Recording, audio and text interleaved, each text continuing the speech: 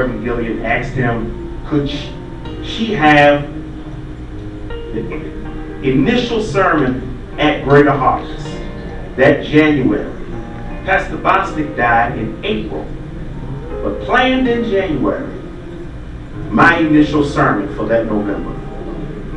That November had the initial sermon. Reverend Gilliard was standing there. He opened up the worship experience on that Saturday afternoon. I'll never forget it.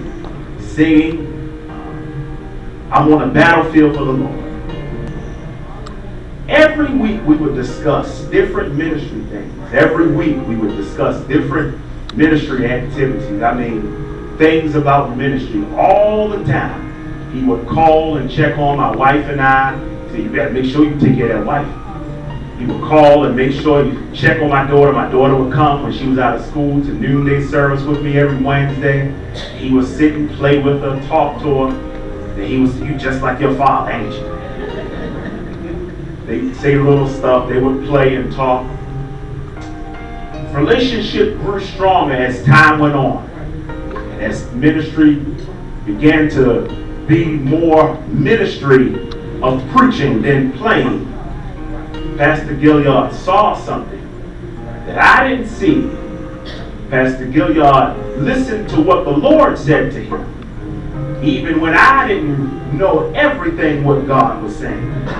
And today I stand humbled because of what Pastor Gilliard has instilled in me, what he has set up for this young man, what he has pushed forward for the ministry of Greater Harvest.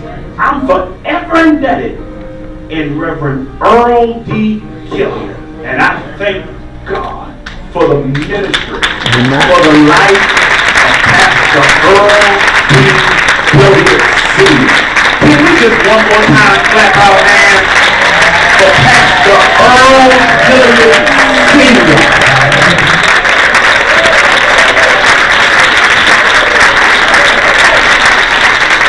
Amen. And all year long, as we were conversating throughout this year, all this year long, he and I would oftentimes say, this is the Lord's doing. I would oftentimes say to him, he would oftentimes say, this is the Lord's doing. He would look at me, he said, God did this. Mother Thorne, all the time, God did this. He made no fuss about it, no bones about it. God did what he wanted to do. And even a couple weeks ago, God still did what God wanted to do. All right. This is still God's doing. All right. And we thank God for doing what only he can do. Amen. Amen. I wanted to remind each and every last one of you of the events taking place on this Sunday. The officers and the members of the Greater Harvest Baptist Church will be conducting the official undraping of the church. This will take place on this Sunday, October 23rd, immediately following our 11 a.m. worship service. There will also be a special presentation happening during that time as well.